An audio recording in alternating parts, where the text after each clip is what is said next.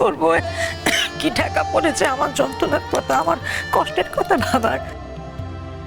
তা তো একটাই যুক্তি যে আমি সোমার স্বামীকে মেনে নিয়েছি, তার মানে সোমার সর্বনাশের জন্য আমি দায়ী। একদম ঠিকই ভাবছেন মা।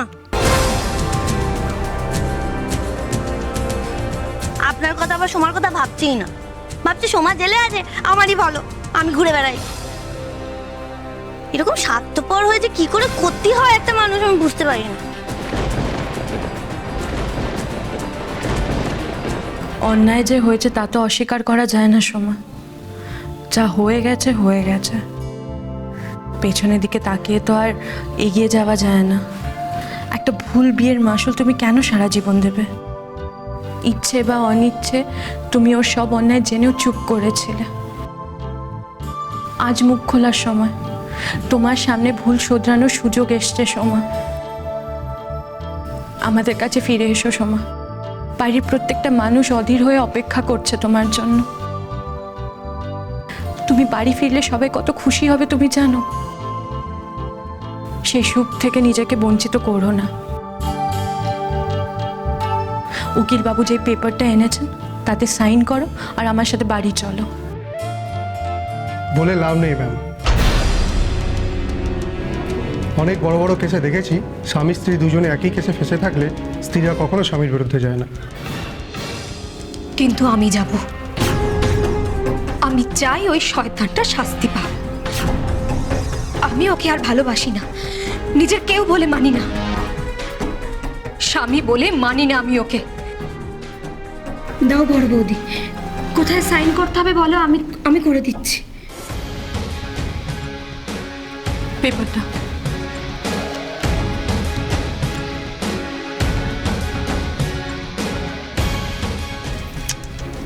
ফোনটাও ধরছে না, কেন যে এরকম একটা অদ্ভুত কাজ করতে গেল কে জানে।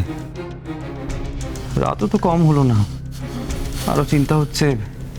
মা, আমি দেখছি উষুচুকে কোথায় খুঁজে পাওয়া যায়, তুমি বরং আমার সাথে ঘরে চলো। চলো তো।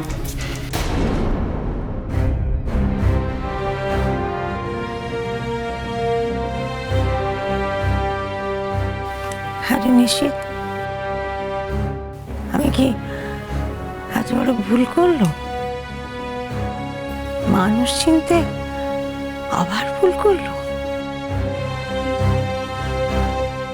দেওয়ালকে ঠিক পথে এনেছে বলে আমি চিনতে পারলাম না। যাক, মা বুঝেছে তাহলে। কি আনন্দ, এবার বদ্দির আঁচল থেকে চাবি হাতছাড়া হবেই। আগেও এমন অনেকবারই বাইরে বেরিয়েছে কাউকে কিছু না জানিয়ে, প্রত্যেক বাড়িতেও কাউকে না কাউকে বিপদ থেকে বাঁচিয়েছে। আর এবারে আমি এত কষ্টে আছি, এত খারাপ আছি, তা তার চোখেই পড়লো না। শুনুন, সকালবেলা ছোট বৌমার সঙ্গেও কি সব নিয়ে ঝামেলা করেছে।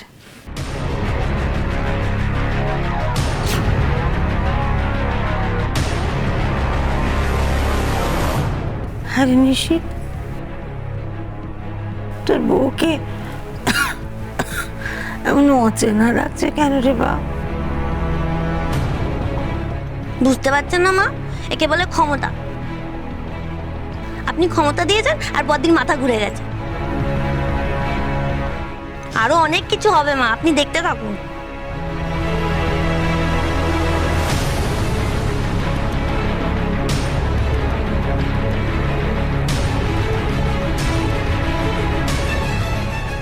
এটা তুমি খুব বড় ভুল করলে উষসী।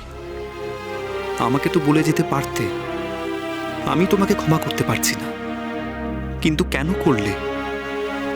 তোমার এই কাজে কার ভালো হলো বলো তো?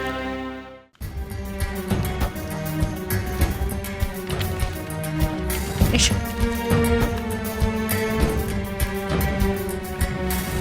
জানো, আমি বাড়িতে কাউকে বলে আসিনি আমি কোথায় আসছি, এমনকি তোমার বরদাকেও না।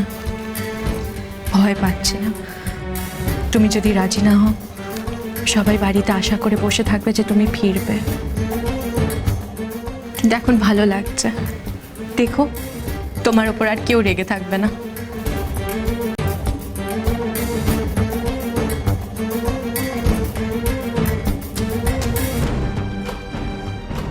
বাবা, বাড়ি থেকে কতগুলো মিস কল, একবার ফোন করে নি। হ্যাঁ, ওহো, চার্জই তো শেষ হয়ে গেছে, কি করবো এখন? এত রাত হয়ে গেছে, সবাই তো চিন্তা করবে। আমাকে ক্ষমা করে দিও বড় বৌদি। আজ আমি বুঝে গেছি তুমি আমাদের বাড়ির সবার ভালো চাও, সবার কথা ভাবো। তাই আজ থেকে তোমার পাশে কেউ থাকুক বা নাই থাকুক, আমি তোমার পাশে সবসময় থাকবো।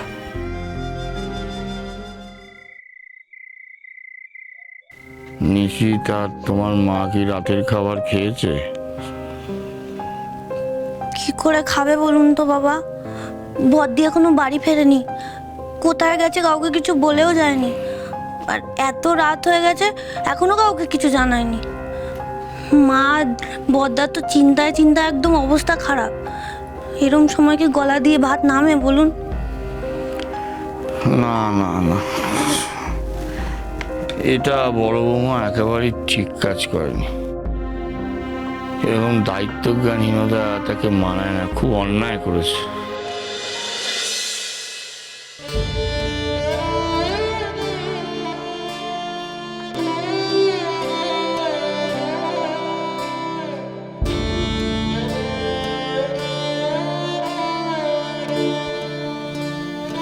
মা, মা তুমি ঘরে গিয়ে একটু শো না মা। আচ্ছা মা, তুমি এভাবে না খেয়ে অসুস্থ থাকলে তো শশী তাড়াতাড়ি বাড়ি ফিরবে না। মা তুমি বরং ঘরে যাও, আমি তো স্কুটার নিয়ে খোঁজ চালাচ্ছি। খোঁজ চালিয়ে কি হলো, পেলি? সেটাই তো চিন্তার, রাত তো কম হলো না, আর রাস্তাঘাটে গাড়ি ঘোড়া কমে গেছে। ফেরার পথে কিছু না পেয়ে কোথাও আবার আটকে যায়নি তো? দেখি অন্যদিকে একবার যাই। মরেই যাবো আমি, তোর বউকে বলিস ফিরে এসে আমার সাধ্য শান্তি করতে। মা, এইসব তুমি কি বলছো বলো তো? তুমি ঘরে চলো, চল। বাবা দরজা ঠকঠক। ওই বুঝি এলো নিশিত। আমি দেখছি মা, দাঁড়াও। দাঁড়া নিশিত, আমি দেখছি। রায় দিয়ে দিয়ে মাথায় তুলেছি আমি এখনো মরিনি। যা বলার আমি বলবো। ওই তো দরজার আওয়াজ হচ্ছে, এই এলো বোধ হয়।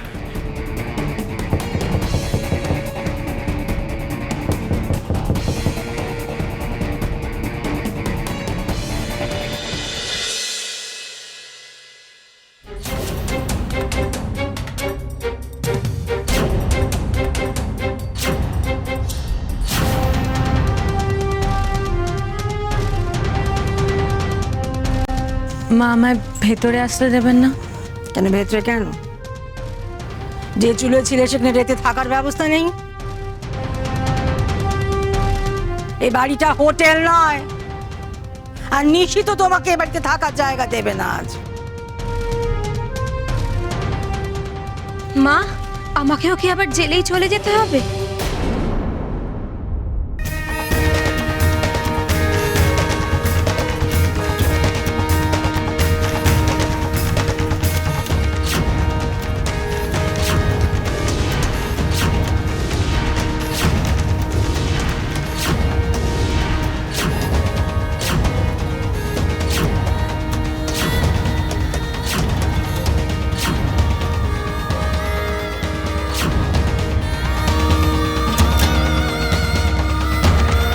সোমা আইনের কাছে রাত সাক্ষী হয়, নরেশ কি কি অন্যায় করেছে সব বলবে। আরে সোমা, বড় বৌমা যা বলছে সব সত্যি? ও আমার কেউ নয় মা। ও মরলো না বাঁচলো তাতে আমার কিচ্ছু যায় আসে না। সোমা!